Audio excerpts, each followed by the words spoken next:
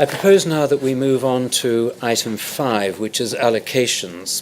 Before I call upon Simon and Paul to talk to this, I think it's appropriate to have a few words from the Chair about the context and the legal parameters of the decision that the Board has been called on to make this morning.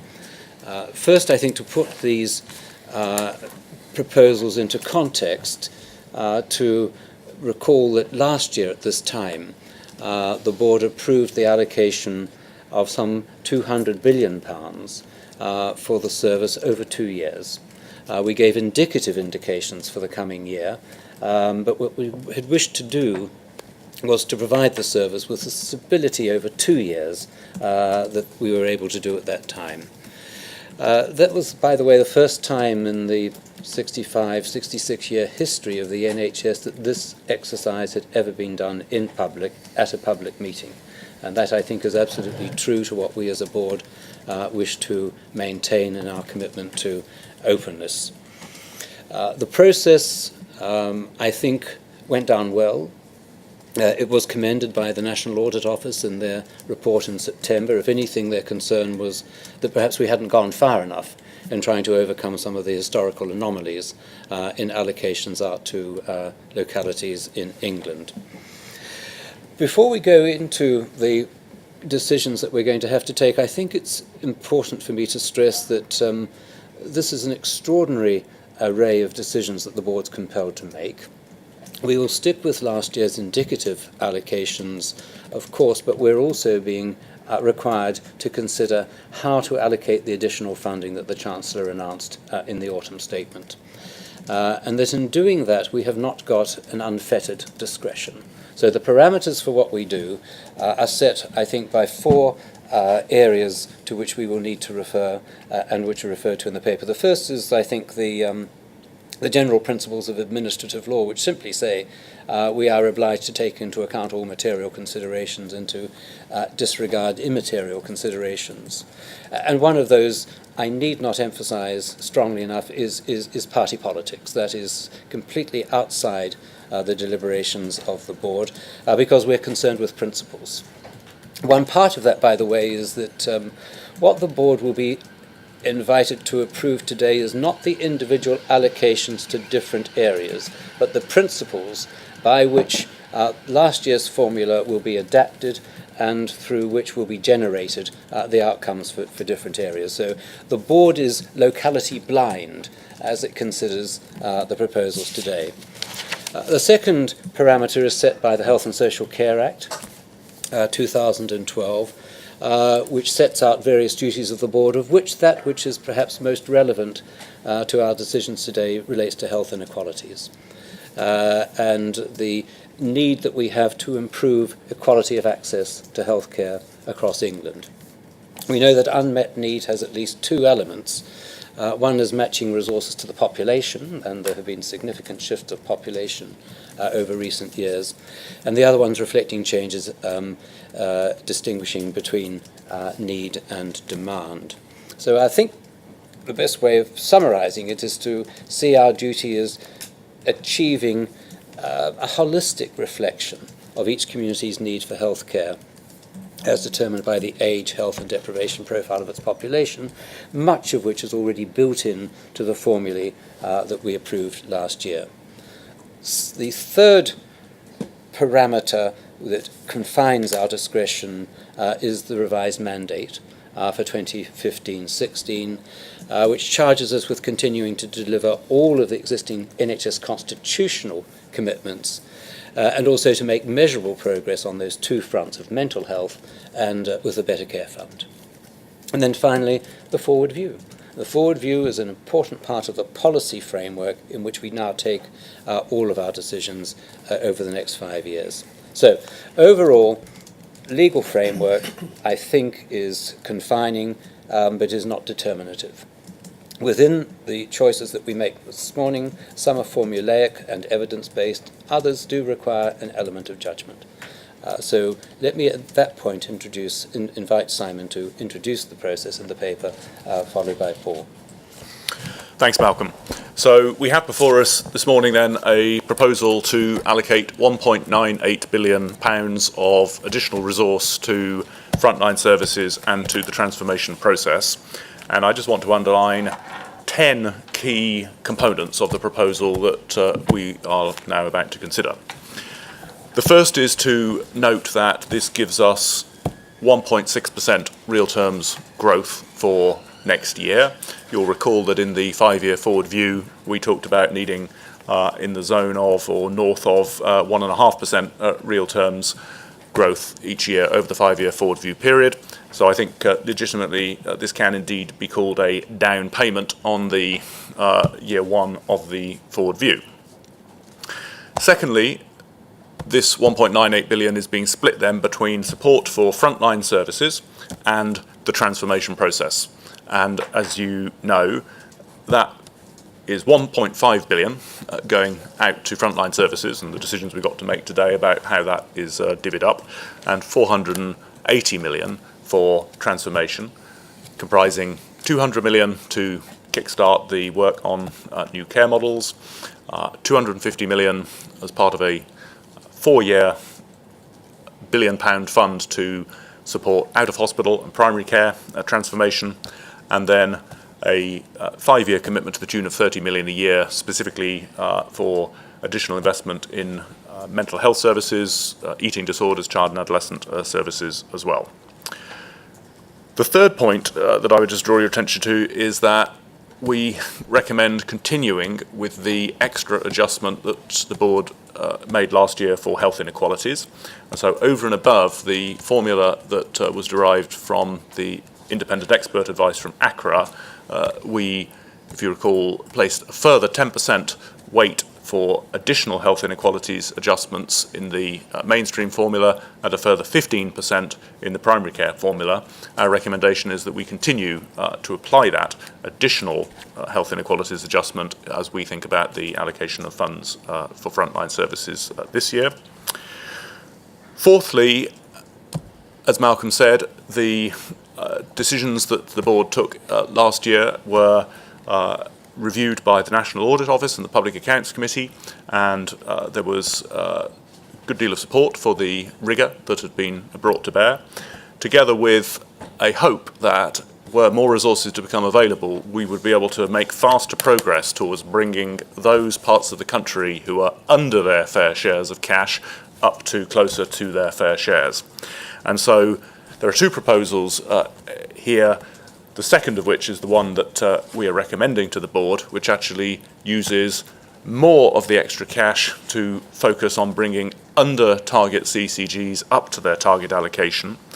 And that would imply that we would be able to halve the number of CCGs who are 5% or further off their fair shares allocation. And then depending obviously on the 16-17 allocation, we might be able to finish the job the year after. So a 2-year elimination of the most under target parts of the country, I think, would be very well received across the health service. The fifth point I would make is that there are also substantial financial pressures on the provider side of the health service. So although that is not an explicit goal of fair shares allocations, nevertheless we have looked at the matching of bringing under target CCGs up to nearer to their fair shares against where those pressures sit. And the proposal that we have before us allocates just under 2/3 of the extra purchasing power for the local health service to those health economies that are in greatest financial distress. The sixth point that I would make is that I think we're all acutely aware of the importance of proper investment in primary care, which has lost out, relatively speaking, over the last 10 or 15 years compared to other parts of the health service. And so the proposal before the board today is that primary care would get a higher uplift than local hospital and community services, about 20% proportionately higher than what is otherwise allocated across the piece, partly, of course, because of the 250 million additional funding for primary care infrastructure and out-of-hospital services. The seventh point I would make is that we have, as a board, been acutely concerned about getting investment to mental health services. During the course of this year, additional allocations have been made, including for next year. Our proposal here is that given most mental health spending is in local budgets, we should expect through the planning guidance that we've just been discussing a requirement for CCGs to ensure that mental health services see real terms spending growth next year, at least in line with the individual CCG's own real terms growth. Eighthly, I would point to the fact that we have the opportunity to use some of the extra resource here for specialised commissioning, and when you look at the specialised commissioning number, in headline terms it appears quite a high number. I think it's worth just decomposing that a bit, and I would make 3 points about this. The first is that last year coming into this year, we had to use some of the non-recurrent surpluses to provide funding for specialised commissioning budget, the consequence of which was that underfunded and often deprived CCGs were not able to get their hands on what would have been their fair share of the surplus in 14-15. We want to make it easier for CCGs in deprived areas that have got surpluses to access those surpluses next year, and therefore part of what appears to be the increase in specialised commissioning budget next year is just refunding last year's spending in a way that then means we're not having to use one-time surpluses from CCGs to do that. The second big component of the apparent specialised commissioning increase are the requirements that face us from NICE and the Cancer Drugs Fund.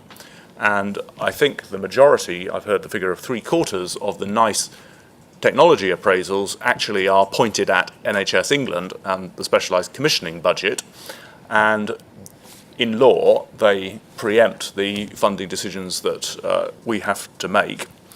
In respect to the Cancer Drugs Fund, you would have seen from my report and from the paper that Paul has produced that the current projection is that despite having increased the budget from 200 million to 280 million this year, in line with the Department of Health's increased budget, in fact that is on track to overspend by another 100 million on top of that, so 380 million for this year, hence the need to do the process that Bruce brought before the board last time. So the point I'm simply making about specialised commissioning is we are wanting to fund it at such a level that there does not have to be a raid on CCG surpluses next year. We're funding it at such a level so as to meet the requirements, the legal requirements of NICE, and we want to give CCGs the opportunity, if we can manage a lower rate of increase in practice next year, to share in those savings through the new specialised commissioning arrangements. So rather than imagine that were there to be savings, these would just accrue to NHS England, they will get a chance to have access to those savings to reinvest in local services during the course of 15-16. So in the round, we think this is a pragmatic set of judgments about specialist commissioning, even though the headline number is apparently high. And then just two very final points. You will see that we have a proposal in here for 10 million of additional support for what's called commissioning through evaluation, some of which might be used to fund new treatment modalities, including radiotherapy. And the last point I would make, 10th, is that NHS England is taking substantial medicine internally, in that you will notice that despite this increased funding for the rest of the health service, our proposal here is that NHS England's internal budgets would actually fall by 13.7% next year in order to free up funding for frontline health services and for broader service transformation. So I think those are kind of 10 important sort of themes that emerge from the proposal here, but I think Paul will now be happy to walk the board through the building blocks of those. So, thank you for that. One of the disadvantages of having two such talented warm artists using my material is that there isn't a great deal of exciting stuff to say now. So I will attempt to be entertaining for the next few minutes whilst taking you through the paper, but I will be in any case avoiding colourful language on the basis that it landed me in the Daily Mail last time with a particularly bad photograph, and I don't particularly want to repeat that experience. So, anyway, I'm going to take you through this particular paper, trying to pick through the few things which Simon hasn't already told you as I go through that. The only downside to the autumn statement and the £2 billion which came to NHS England and the health system as a consequence of that, is that we've had 2 weeks to do a job which would normally take 2 or 3 months to do. So before I start anything on the paper and what we've done, I just want to thank in particular the team of people who have been working round the clock for the last 2 weeks to produce this, who've done a brilliant job, I think, of coming up with a set of proposals to put in front of you. It is, of course, one of the reasons why both you and the public have had this paper for a few hours. Of course, we've had the opportunity to have a few precursory discussions upon it, but as a consequence of that, I will take you through it in a bit of depth and detail, because I think it's important that the salient points are understood both by us taking the decision and by the public watching us so doing. So just to remind you, the key decisions that the board has to take today, there are two key decisions. One of them is the allocation between the commissioning streams, which is the first part of the paper. So how much we give to CCGs relative to primary care, to specialised commissioning and all the rest of it. And then the second decision really is how we then allocate within those commissioning streams, and with particular regard to CCGs and primary care, which are the two where there's a substantial local determination to be done. The latter part of the paper then picks up the topics of co-commissioning, which I'll briefly touch on at the end, and how that affects what we will be doing over the next few months and indeed the year ahead. And then finally I'll come back to some of the things we're doing during 15-16 to prepare for the next big round of allocations, which is, as we envisage it, at least 16-17, by which time two things will have happened, we anticipate.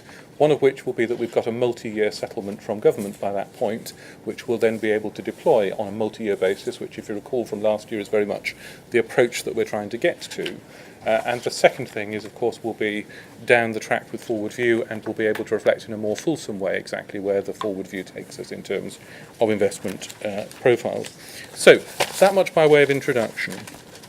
As the gents have said, we set all of the main parameters of our allocations last year, including the formulae and the adjustments to the formulae, which we spent a long time last year discussing how they were the best representation possible of the needs of local communities, the needs as expressed in current healthcare and the needs as not expressed because they're currently unmet, and how we'd introduced additional adjustments to the formulae, particularly in primary care but also in CCGs, to, as best we can, take account of all of that, so that we can genuinely say that the closer we get to target allocations for local organisations, the closer we are to properly reflecting the needs, both met and unneed, of those populations. So that's what we did last year, and this year all we're doing is taking that structure. We're not revisiting actually any of the formulae, the adjustments, etc. We're carrying all of that forward, and we're applying all of the principles that we set last year about how we make the trade-offs and balances between pace of change and protection and all that sort of stuff, stability in the system, and applying it to a circumstance in which in total we've got £2 billion more funding.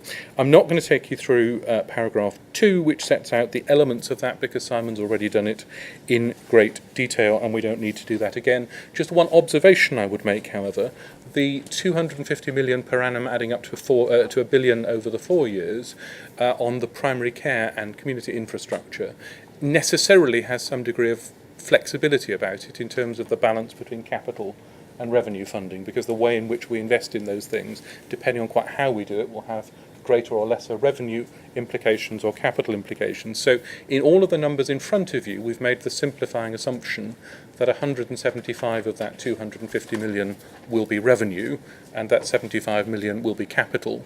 That's important to remember because capital budgeting is a separate process which isn't really covered in this paper. As the year progresses, we'll see what the real demand on that 250 million is, and we will then anticipate a further discussion around the rebalancing, if necessary, of the capital and revenue elements of that. And I'm pleased to say that Treasury has expressed some degree of flexibility as we get into the year and see how that pans out. You can see the sources of the money, which I think it's important to be really transparent about at the top of page, whatever that is. It's table 1. I've written all over my page numbers, so I can't even see what they are. So table 1 sets out where that 1.98 billion comes from. Essentially, if you add together the first two lines, that's 1.83 billion. That's the revenue and the capital bits I've just been talking about, coming from central government in some form or other. 1.23 billion of it from the Treasury and 550 million from the Department of Health. We are then adding, as Simon said, 150 million to that. And just to be clear, and you can see this in Annex A should you wish to do so at any point, what we have done is to assume both prioritisation and efficiency savings in our use of central programme costs. You'll recall we have a substantial block of allocation for central programmes, so a real rigorous prioritisation, and it will require that as we get into the business planning in January and February. And secondly, those very limited reserves which we had in the centre have been reduced as well to liberate as much money as possible into the frontline and transformational priorities that are implicit in what we're doing here. If you need further detail on the 150, I'm happy to supply that in due course. Table 2, slightly further down, then takes you through how that money expresses itself, and just the numbers look a bit scary because they are in big billions. I've done them in that currency this time, or rather in millions, because last year we did them in billions and it all looked very small amounts of money. So I've learnt my lesson this time. So the things to note are, if you compare the third column and the fifth column, there is 99900. Which sounds like Marks and Spencer's pricing for 100 billion, which has been increased now to 101664, which is slightly less Marks and Spencer's pricing. That's the increase of 1.8 billion or thereabouts that we have got in the allocation we expected for 15-16 compared to that which we now have. Don't be put off by the slight roundings, which is all to do with the billions I talked about just a moment or two ago. If you compare 14-15, so the fourth column and the fifth column, with 15-16, you can see an increase of 3 billion. The great thing about the numbers in the health service, or at least our part of it, is that they are about 100 billion, so therefore percentages are easy to calculate. So that 3 billion increase is round about a 3% increase, which, as you can see, 2/3 of the way down the table, equates to the 1.6% real terms growth, which Simon alluded to earlier on. And that's relative to a GDP deflator, which is our measure of inflation, which is 1.4%. So that's where you can see there is 3%. Important to stress, because there has been confusion about this, that is an increase on the total resources that we've had in 14-15, not just the bits of resource that we started off the year with. So you'll be aware that we have, as the year's gone by, we have added to the resources that we have deployed to the front line, particularly around resilience and waiting list backlog. You can see those in the table slightly further up. So the 3% increase, the 1.6 real terms increase, is on the total block of money that we've had in 14-15, including all the extra bits, if I can put it that way. So that's the numbers. It is an all-in settlement. I think it was said earlier on, but it is, there isn't additional resilience money. There isn't going to be additional bits and pieces for other things. The part of the deal essentially around getting the best part of 2 billion is that it needs to cover everything. It is a genuine increase, as I've demonstrated in the numbers, and as I say, it's all we're going to get. It also comes with the expectations, most of which I think Simon's mentioned, of having a balanced system as a consequence of all of this, delivering on all of our commitments and making progress with the forward view without the need for in-year top-ups. I think that makes the decision-making that we're doing today all the more important, because there isn't a kind of another correction point halfway through the year when we can get additional money to do the things that we might possibly not have got right now. So we've really got to get the allocations here right in order to make sure that money gets landed in the right way. Paragraph 6 then sets out the key principles, objectives and priorities that we've deployed in coming to these proposals, some of which, of course, have been covered in the various introductions, but bear repeating and need explicit confirmation by the board, because, as Malcolm said, what we're not doing today is the individual CCG allocations, although we have worked out what they would be if you accept our proposals. What we do need to agree today is that the principles on which those are based are ones that the board wishes to support. So you can see set out there the 200 million investment fund. I won't say too much more about that. It's been extensively mentioned. That's, to be clear, available to all, subject to the prioritisation processes which will be set out in the planning process, which we're discussing separately. Secondly, there is this new deal for primary care, which has a number of facets, some of which Simon mentioned, some of which he didn't. So the £1 billion over 4 years, which is the infrastructure fund I've probably said enough about, we have doubled the size of the Prime Minister's Challenge Fund going into 15-16, from 50 million to 100 million. So again, that's further resource which is available to primary care to transform itself. Equally important, we have increased the amount of core funding growth going into primary care. There's not the kind of strategic infrastructure type funds, but the amount that's going in for day in, day out commissioning of primary care. Doubtless not by as much as we would all want to increase it, but as you'll see when I come to the numbers, it is substantially increased, so that all primary care organisations will see an improvement in their financial resources, which I think is necessary to recognise some of the significant pressures in primary care that we are currently experiencing. Simon talked about the mental health, the 80 million that we had some while back for the access standards being introduced, and the 30 million on top of that for eating disorders. Another principle we've set here is that we want to favour pace of change options for CCGs which accelerate that progress towards the needs-based population reflective allocations that we started off with. That has two important facets which I'll try and demonstrate to you as we get later in the paper. One of which is that it delivers on the statement of intent we made at the PAC and other places to reduce the numbers who are more than 5% off target. You'll recall last year we expressed the view that if you're more than 5% off the target, there is a clear funding dislocation, if you like, between need and what you've got. If you're within 5% either way, we still want to get that to converge, but it is less significantly out of target. So that's the key metric that I'd like you to look for as we go through the proposals, as being the metric as to whether we're actually making the difference that we need to make or not. The second thing is, I will argue, by doing that, we not only deal with the CCG funding problem, but make a substantial impact on the wider health economy problems of trusts and other elements of the local health economies which are not in balance. I won't say any more about the next paragraph, which is that we've tried to fund all of the cost growth that we can see coming up, and in particular in specialised commissioning. That makes a big difference. One of the reasons that's important in specialised commissioning is that that will make the sense of the 50-50 gain share that we've got with the CCGs, and itself will then start to get some realism, I think, into the joining up of the pathways and the co-commissioning that we have set out to do around that. The seasonal resilience thing I will say now. So this year and every other year to date, what has happened is we've planned without winter resilience money at the beginning of the year. Some point in the course of the year, we've worked out what winter resilience money is going to come from whatever source, and we've then, rather late in the year typically, bit better this year because we started a bit earlier, rather late in the year we've started planning for it, and that makes for suboptimal planning, as you would expect. This year, and this is something which has been widely welcomed, at least in some of the discussions that we've had to date, we are going to put that resilience which we will have, and all that we will have, into allocations to predominantly CCGs, who are clearly responsible for most of the relevant spending, but also some of it into the central budgets that deal with 111 and some of the other emergency things.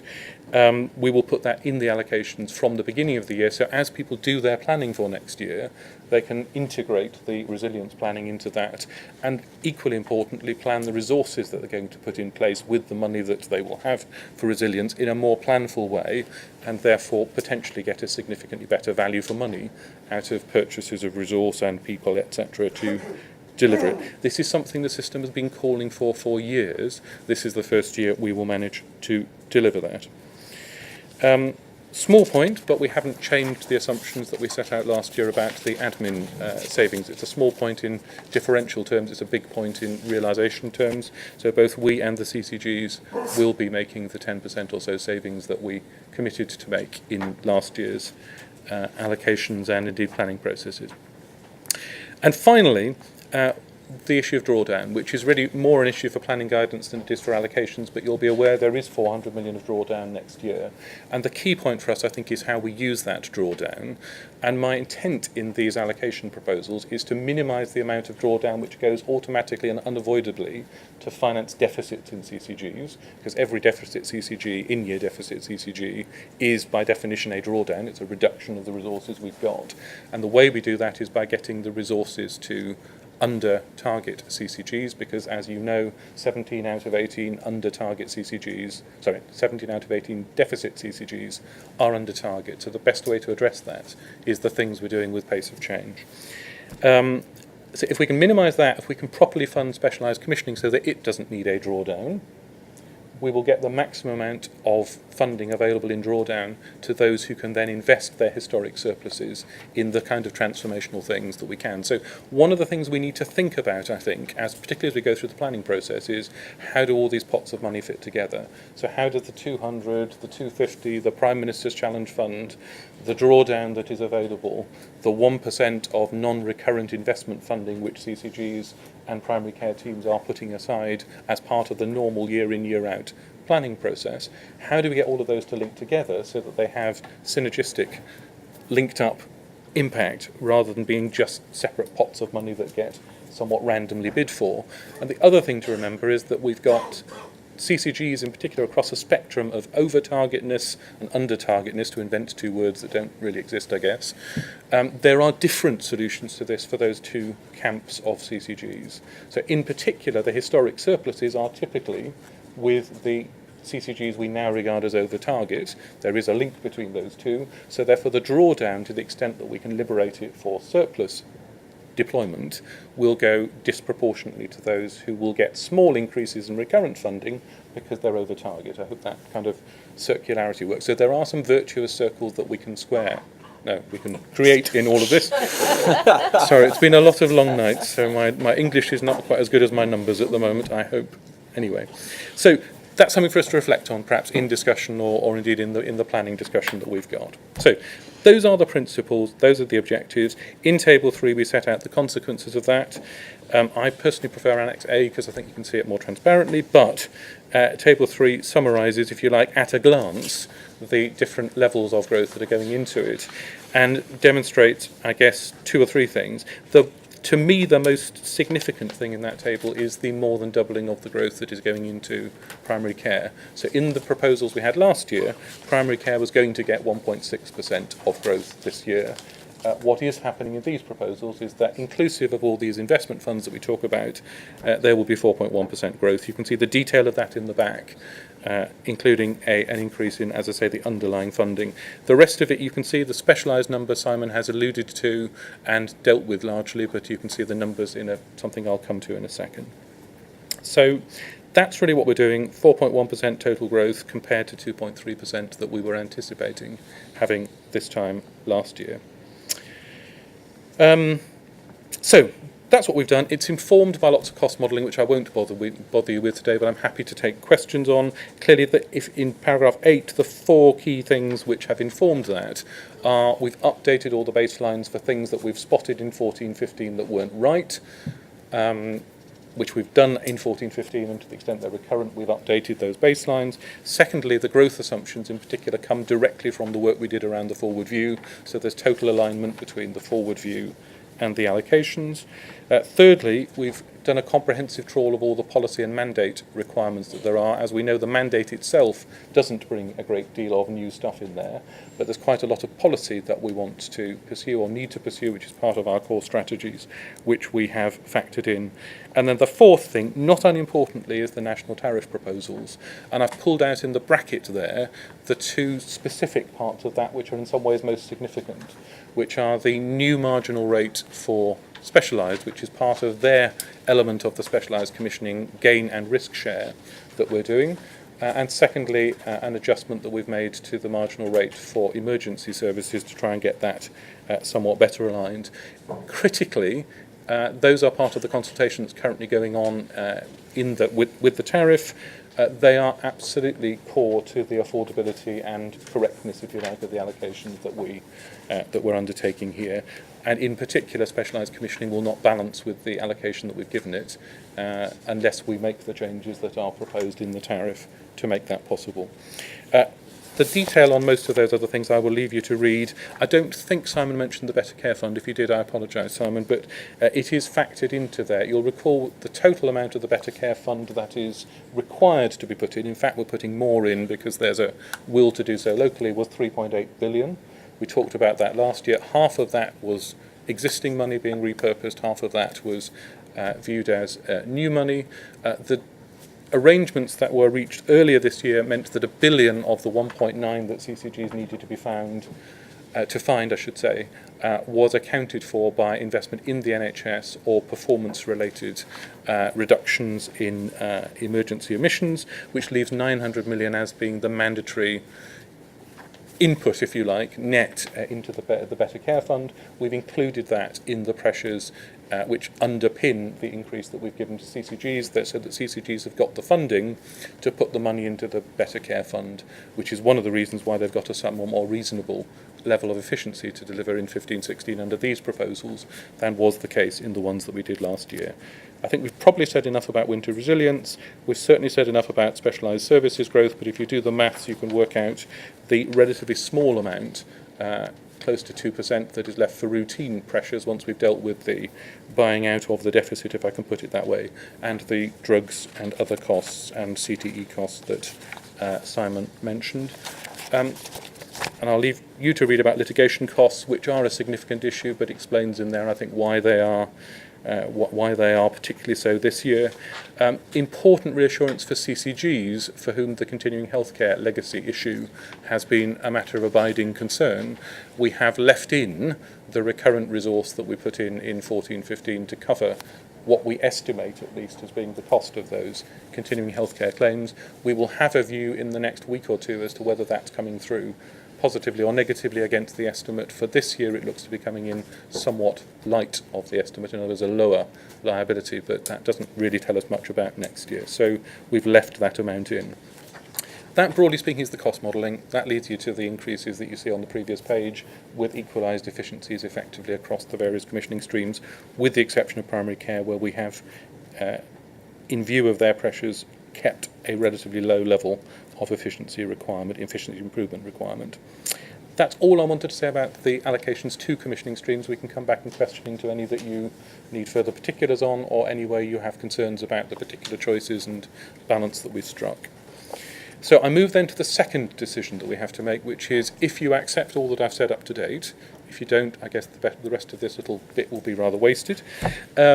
What do we do about CCG allocations in the first instance? And broadly speaking, what we're trying to do is to stick to the rules that we set last year. And there are two predominant modalities of doing that, which are set out here as the two alternative. Really seeking to achieve the objectives that we balance, as we did last year, stability, proper funding, and correcting, as it were, allocations for historic anomalies. The first of those alternatives, which is set out under option 1, is that we effectively preserve last year's allocations in ASPIC, in their structure, the amount of pace of change we put into them, all of those other aspects. And all we do is add 1.1 billion, which is the CCG share of that 1.98 billion, on a proportionate share, so the whole line moves up by a similar amount of money.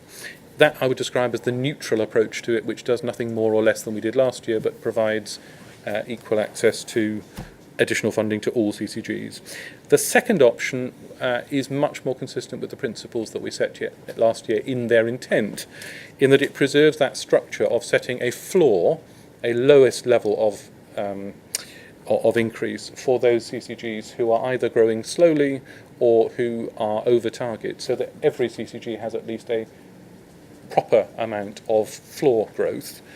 It also sets a ceiling for those who are most over target, so that we don't continue to grow their degree of over targetedness. But it then devotes the rest of the money that we've got available to the pace of change to get everyone as fast as possible, as close as possible to their target allocations, and that is essentially option 2. You can see that in option 2 we've set a funding floor of 1.94%, which you might think is a very overly precise amount. Why didn't they go for 2% or 1.9% or some other number? You'll recall when we did this exercise last year we set the floor at 1.7%. 1.94%, to just put it clearly, is the real terms growth of 1.4%, which I referred to right up front, plus the amount which the resilience money, which we've now made recurrent, amounts to for each CCG. So broadly speaking, when you convert 350 million, which is the CCG's share of the resilience money, into a percentage, it comes out at 0.54% that they would need to have just to stand still, if you like, when the resilience becomes part of the allocation as opposed to an additional allocation. So there's no more magic to the 1.94 than that. It's real terms growth properly added into that than the resilience money. When you do that, as Simon's already said, spoiling all my fun, the number of CCGs who are more than 5% underfunded reduces from 34 to 17.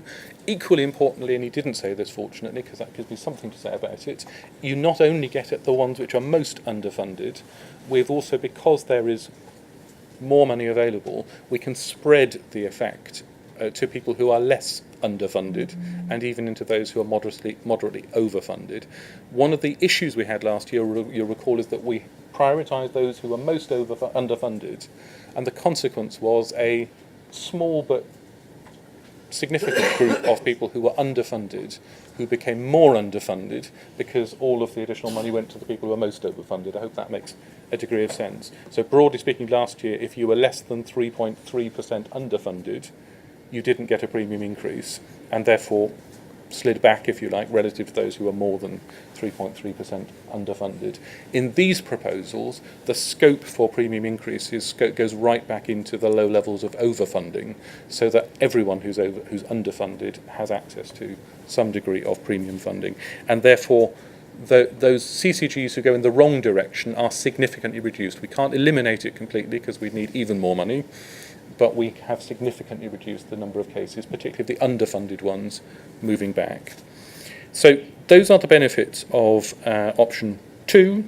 The whole section on health economy impact analysis is the intended proof that it not only does the equity thing that I've just described, but it also has the beneficial effect on the whole health communities. You can read there how we've defined it, but broadly a troubled health economy is one which has either a significantly in deficit trust or a foundation trust, or has a CCG that is in deficit in some way. The slightly, that gives you those numbers anyway.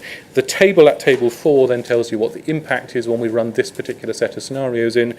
It compares the neutral option at option 1 with the recommended option 2 of adopting pace of change. As Simon has already said, it gives two-thirds essentially of the money that is increased to CCGs who are in challenged economies, and predominantly to under-target CCGs in challenged economies. And my argument to you would be the place where we can have the biggest impact on these issues through CCG allocations is in those places where the CCG is underfunded, because then the CCG is likely to be a bigger part of the problem than where we've got a, quote, overfunded CCG and nonetheless trusts who are unable to make ends meet. So my contention would be the most important thing is the bottom line that you can see here, where we get 243 million of additional money compared to the neutral option to CCGs who are underfunded, who are sitting in economies which are in some degree of financial unsustainability. So that's the argument I'd make around resilience, and that's everything I'm going to say about CCG allocations. Primary care allocations are a bit more straightforward. Draw your attention to paragraph 17 in there. We've got 129 million of additional money to allocate in total to CCGs in their core allocation, completely separate from the investment funds that we've talked about a few times. Part of that deals with the baseline increases which we've already made in 14-15, partly to reflect movement of costs between public health and primary care, I should say for completeness. The second point is important. We have discovered one small error in what we did last year, which we are proposing to correct. It's a 13 million error, so in 100 billion, that's probably just about excusable. But where we have detected that we've made a small error, we want to correct it as soon as it's become clear to us, and we're correcting it with effectively cumulative effect as to what that effect would be, and we're correcting it in one direction only. So those primary care teams who had too little money given to them as a consequence of this, we are topping up to the level they should have got. We're not at this stage taking money back from primary care teams who got a little bit too much in that process. And that leaves us then with 0.5% or 61 million or thereabouts, which can be allocated to primary care teams on top of that. And different from the CCGs, we're planning to do that in a fairly flat fashion for the two reasons I've set out in paragraph 18, which are, firstly, that it's difficult to move money quickly in primary care because of the contractual nature of a lot of the arrangements in there, and secondly, when you look at the distances from target, if you recall from last year, in primary care, they're much more tightly grouped than they are in CCGs, so the need to move lots of pace of change on primary care is not as good as it should be. I would also add, linking to the final bit of this proposal, we're going to work further on the primary care formula for 16-17. I think we've discussed that already. So actually an aggressive move towards the existing formula is probably less justified on primary care than it is on CCG, where we've got much more confidence in the robustness at that low level of the formula. So that's really what we're proposing on primary care allocations, and all I want to say about that. I'm conscious of time, so moving on to paragraph 21 then. This is the co-commissioning stuff that we need to do. Everything I've said to date has completely ignored all of the co-commissioning that we're going to do. So it doesn't allow for any delegations of primary care that we might do next year under the three options, if you remember, that we've given to CCGs to get involved in primary care. It doesn't deal with any potential delegation, devolution of specialised commissioning specific services. It's on an as-is basis. And the reason for that is, on co-commissioning, it depends on who expresses interest and gets through the assurance process, and we will allocate that money on the back of the assurance process when we've done it. On specialised commissioning, it depends on the decision-making that comes after the consultation that's currently underway on specialised services, the four that are listed in the innocuous footnote at the bottom of that page. And as and when that is decided, we will adjust CCG allocations to the extent that it's necessary to allow for those. So that's what we've done. There's a small issue around the transfer to local authorities of public health, but that's a known thing that we will deal with when we get to it. And finally then, just to tell you what we're doing about allocation formulae going forward, there are 3 or 4 somewhat interconnected things that we want to improve on in time for what I described earlier as being the big blitz on allocations in 16-17 that we will have. Perhaps not the most happy term, but anyway, there we go. One of which is our commitment to get to place-based allocations, so that we've got allocations for CCG, commission services, primary care and specialised care, which, when you bring them together, make holistic sense, as opposed to being 3 completely separate things which are allocated in different ways. So we'll pursue that. The second thing is we are continuing to look for the Holy Grail in terms of unmet need, quantification and reflection in targets. If there is a better way to do it than that which we have at the moment, we will introduce that for the next set of allocations. I would caution that that work has been going on for about 30 years or so to date. We've now got a little bit more focused work going on it, but I wouldn't commit to finding the total solution to that in the course of the next 12 months. And then finally, and equally importantly, I think there is an issue of rurality which we parked last year. And because we've had all this work to do, which we haven't anticipated, we haven't done the work on rurality that we had hoped to do during 14-15, but we have now got work about to get underway in a serious way on rurality and perhaps more importantly, sparsity. You're aware there's a lot of factors in rurality. Deprivation relating to rurality is, of course, in the formula already in the way that every other part of deprivation is, and we've already made a big improvement on that last year because we are using a particular metric, the standardised mortality rate metric, which operates at a very low level and picks up pockets of deprivation. So rural deprivation, we believe, is largely accounted for in the formula. There's also a little tweak around ambulance costs already, where we know that ambulance costs are higher if they have to travel further distances and all that sort of stuff. The bit we're trying to get at is the sparsity factor of some of our economies. We did flirt briefly with the idea of adopting the Scottish system for rurality. I've got to get something from Scotland, I guess, from the partnership. But having looked at the differences between Scotland and England and the way that rurality plays out in that, we haven't taken that forward because we couldn't get to anything that was robust enough to go with. So we will work on rurality in time for next year, and as I've said before, both we and the government are interested in multi-year allocations, so there's a happy coalescence of that around the intent. So that brings us back really to the decisions we have to make. I would say, just like the planning guidance, our intent is, subject to the decisions you make today not being too abstruse, to allocate and then announce the allocations on Friday, including all of those shadow allocations that we talked about in the earlier paper. That's what we will do, but the important thing for now is that that we come to a conclusion on whether the proposals being put forward, both for the allocation to streams and the allocation within those streams, is what you would wish us to go with. Well, Paul, first of all, on behalf of the board, thank you for that very masterly and eloquent presentation. This is complex detail, and it helps us enormously to have your interpretation of the paper that we've got in front of us. I'd like to propose to the board that we take this in 3 chunks. Chunk 1, I think, is the allocations between commissioning streams, and then we might look at allocations within commissioning streams, and then I think some thinking about the next steps. But may I then invite any comments or questions to Paul or to Simon regarding those allocations between commissioning streams? Kieran. I like, again, if this is about taking prevention seriously and it's about getting things right in the community, I think that extra growth in primary care is to be welcomed. And maybe it's not a question to be answered, but in future, is that relative increase sufficient? You know, it's good that it's there, but is it the right balance? But that's not a question for today. But principle, I'm totally on board with.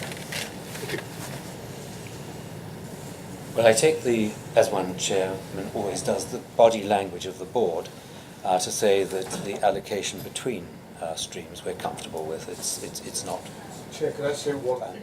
As a clinician and a non-exempt, I just wanted to say that the diminution in central budget, although it's an easy political target, so always slightly worries me. It's a big, complex organisation, and are we confident that we're not diminishing our central management capacity to the point where we can't do our job properly? I think that's an issue that we'll wish to return to, but Simon, you might wish to respond to that.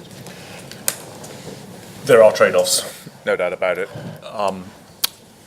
In terms of our administrative cost reduction, and indeed that of CCGs, obviously those are limits that are set for us by the government.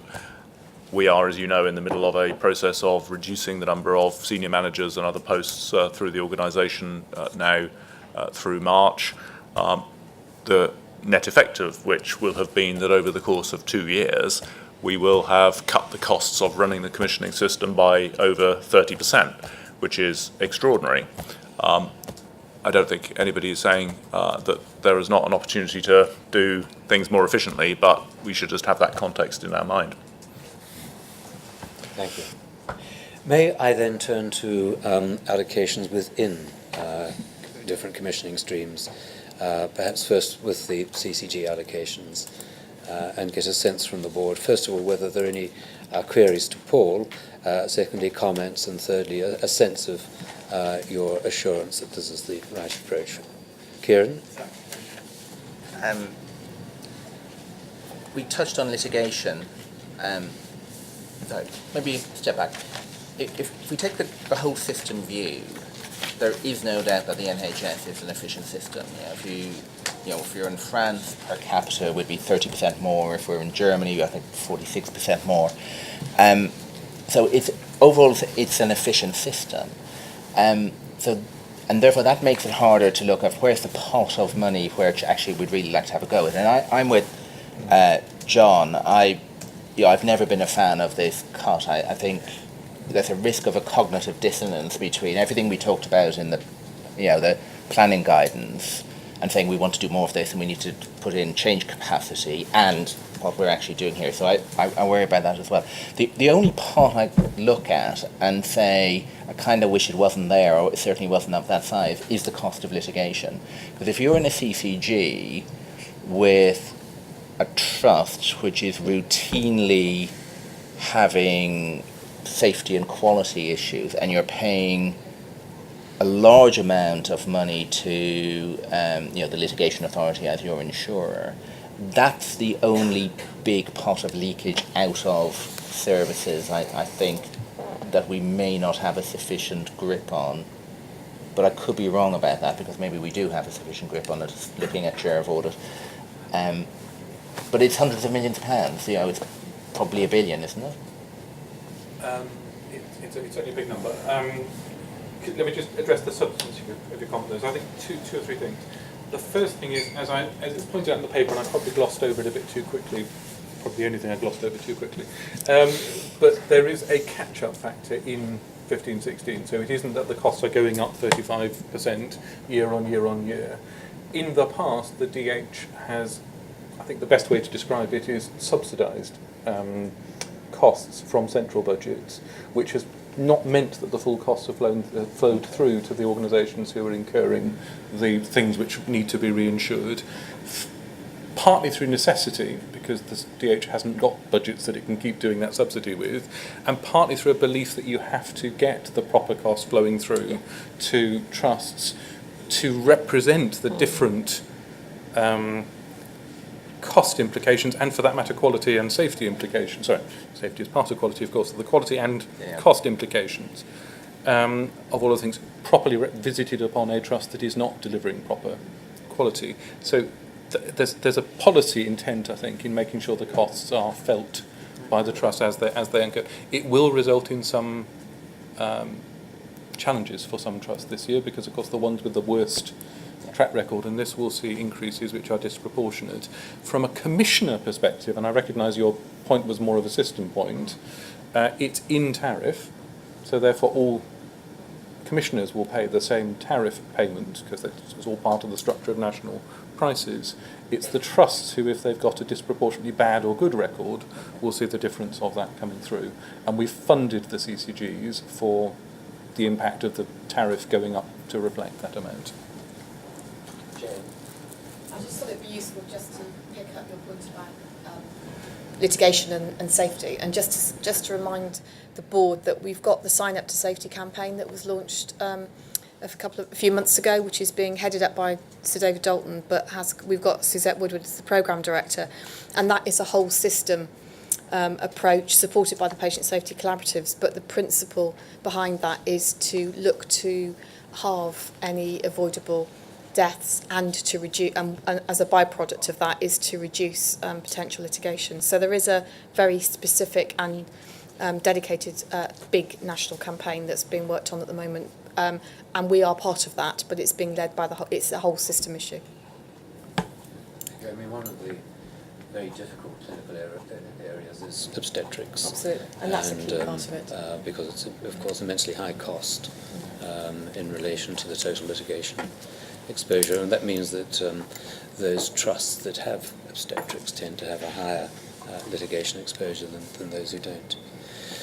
Right, thank you very much. May we move to CCGs, and where our critical decision is around pace of change.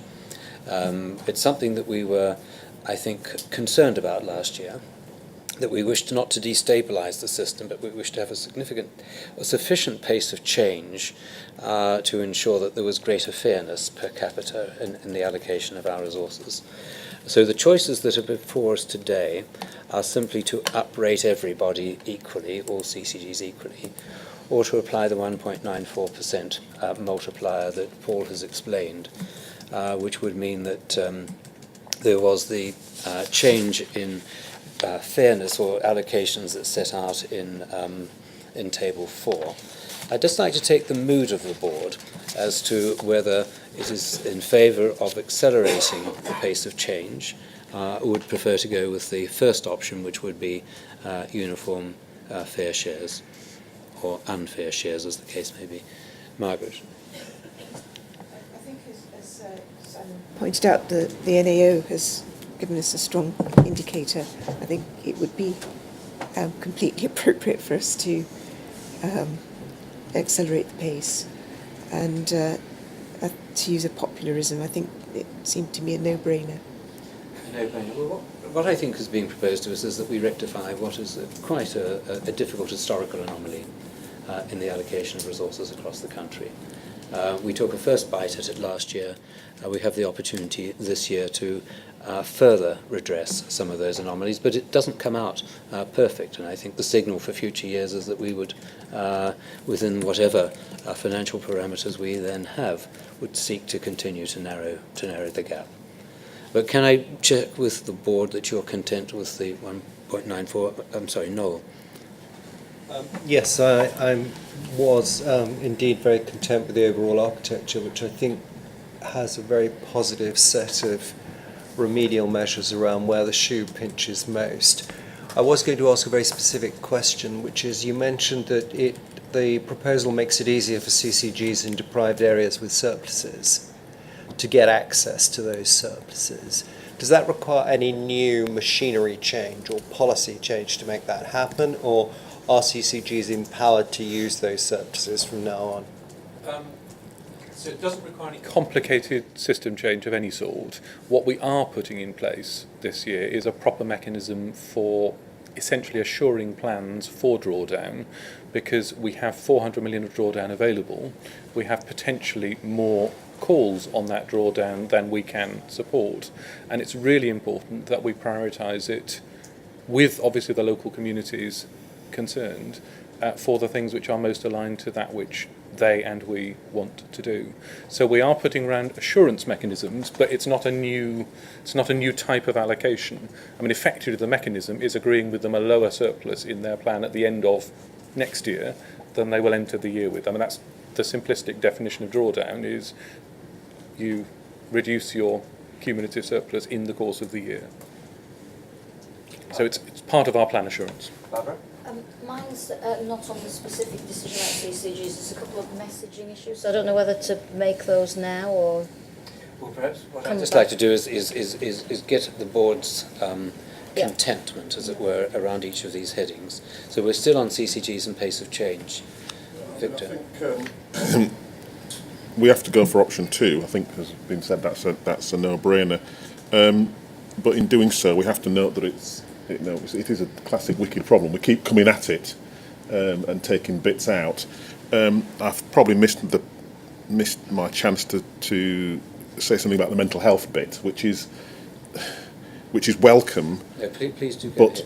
But not quite efficient. I mean, I suppose that what I'm struggling to do with this very brilliant presentation, a very complex issue, is relate some of that particular allocation around mental health to, for instance, primary care, where we would expect to see, both primary care and deprivation, where we'd expect to see mental health to be an issue, and to see that increased spend having an impact. And I'm trying to formulate a question which gets us to understanding the increased allocation to mental health having real impact on the ground in areas that need it most. Is it still a work? It sounds like it's still a work in progress, although we've made some progress, I guess. Is that right? Am I? So others might be better qualified than I am to comment on the specifics of what's in the 110 and how it worked its way through. I think we found the right mechanisms to get the 110 to the places where that 110 needs to be spent. I think the things that go with that, though, I think it was mentioned when we talked about the planning guidance, but lest it wasn't, whatever the right grammar is for that.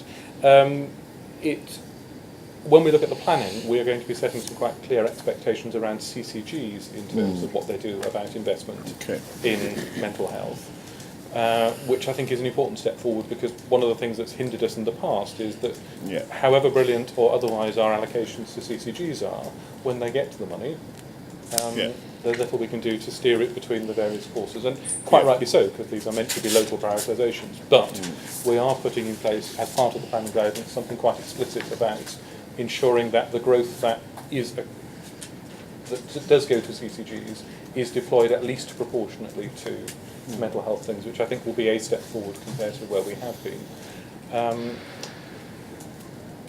think that was the main point I would want to make. I'm less clear how to argue about the primary care part of it, because I don't know how I would influence allocations in a way that would cause mental health to be higher or lower in their priorities. I don't know whether Barbara might have a view on that, but I can't think of a way to make allocations make that happen. Okay, well, thank you for raising that. And we will be seeing more on that in the final version of the planning guidance. John? Coming from the north of the island, I'm extremely enthusiastic about doing all we can to deal with inequalities. And I also compliment Paul on a wonderful paper.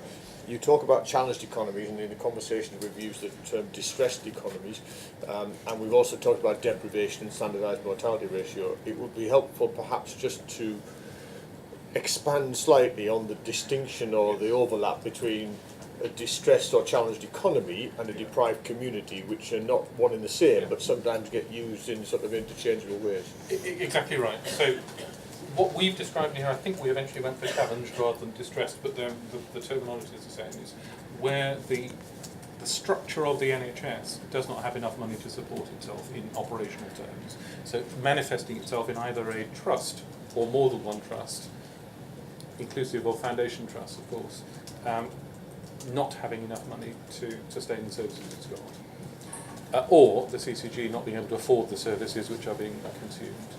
That's what we meant in here by challenged and distressed economies, and that has to be addressed, because you can't keep on spending other people's money in an economy, which is the inevitable consequence of those. There is little correlation, in fact, if anything, there is a negative correlation between those communities and deprived communities, as you're just describing them, which are clearly, in terms of the makeup of the population of that particular locality.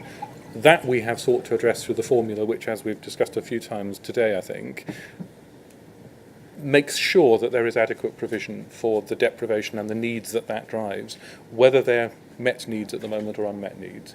But actually, if you look at the list of places which are distressed in financial terms, in the way we mean it here, I said there is no linkage between the two. Thank you. I'm going to ask the board whether it is willing to approve the proposals regarding CCG allocations. Yep. Right. Thank you very much. May we then move to primary care allocations? Are there questions or comments before I put the question to the board? Is the board willing to approve the proposals regarding primary care allocations? Yep. Thank you very much. The material relating to commissioning scope I regard as more for information than for agreement.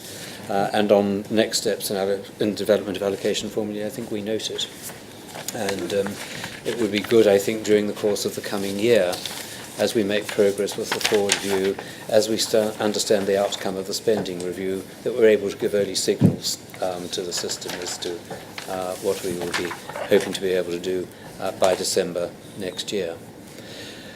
Right.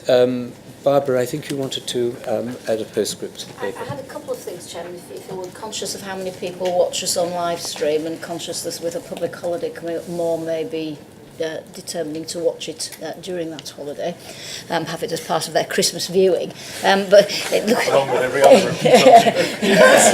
I would have put my best jumper on.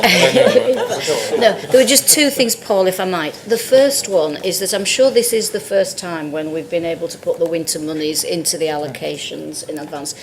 I don't believe it's the first time that we've given the message to the system that there will be no additional money during the winter, and I think we need to be very, very tough on that message, otherwise we will be having people sitting back and saying, well, they say that, but they don't mean it, and people really need to understand that we need to see their plans for resilience, and they've got the money for doing that. The second one, more minor, and Paul, apologies if I misheard you, but I think you implied something which wasn't quite right, and that was that the £1 billion in NHS services is absolutely part of the Better Care Fund. It's just reserved either for performance or for to be spent on NHS services, but it is absolutely part of the Better Care Fund for integration. And sorry, I just heard perhaps that you were suggesting it wasn't. Totally agree, of course, with what you said. If I said it wrongly, I apologise. Right, well, on that point of rare agreement between two national directors, I think I should draw this item of business to a close, but not before I have once again commended Paul and his team. I mean, the rigour of this process is truly exceptional. I have to confess to have been personally the beneficiary of several tutorials as thinking has developed, and the clarity of thought behind this is really quite exceptional. So thank you, Paul, and please would you pass on the board's thanks to the team. I will do. I'm very grateful. I do say one national director emailed me at 3:30 this morning, and I think that the expectations, the high expectations that we rightly have of the national directors are being borne out when we see work of the rigour and clarity of this.